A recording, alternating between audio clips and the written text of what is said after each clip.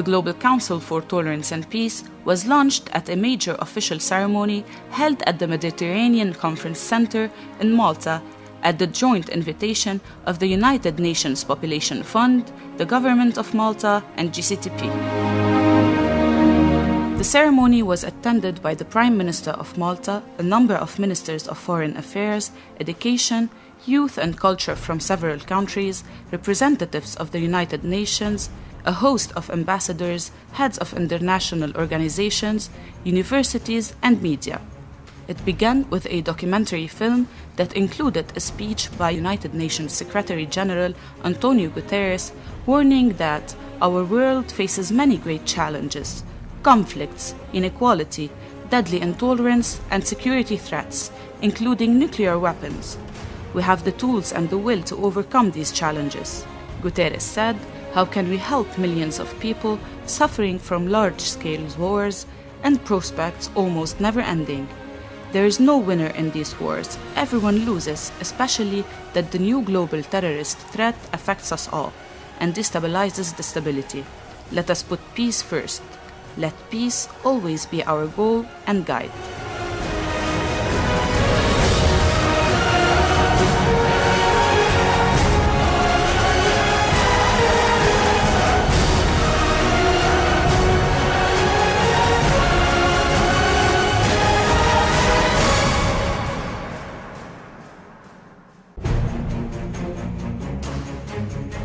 Malta's Prime Minister Joseph Muscat announced his support for the Council, calling for fighting poverty, injustice, ignorance, and discrimination in order to build lasting peace. And its new global headquarters here in Malta. We are all here today because we can all agree that we live in a time where we can no longer take peace and political stability for granted. The rise of populist movements spreading messages of hate instead of unity, and a sense of extreme nationalism that removes attachment to humanity has become an issue of growing concern. The Minister of Foreign Affairs of the Republic of Kosovo, Bahjat Pakoli, and Foreign Affairs Minister of Malta, Carmelo Abella, both stressed on the importance of launching the Global Council for Tolerance and Peace at this particular time in the face of terrorism, extremism, hatred, racism, and the urgent need for joint global action based on the right education of the youth and the empowerment of women to build a better tomorrow for future generations. What do you think peace and tolerance look like? My idea is one of freedom. Freedom from racial hatred and discrimination.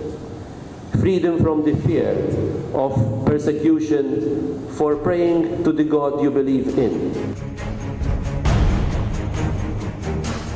Of course, I am here from a small country, and probably my country is the case to talk here, because the country knows very well what is destruction, what is peace, what is war, what is peace, what is right, what is wrong.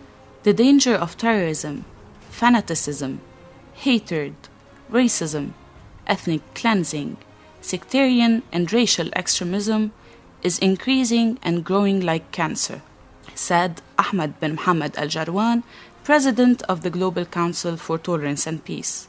Our world today is facing new challenges that exceeds our imaginations in terms of scales, speed, and power. Our collective conscience as a group of people gathered here today urge us to move up to higher ground. We have to draw new strategy. We have to build strong global partnership. And we are here today for that reason. We are here to launch this global endeavor, the Global Council for Tolerance and Peace.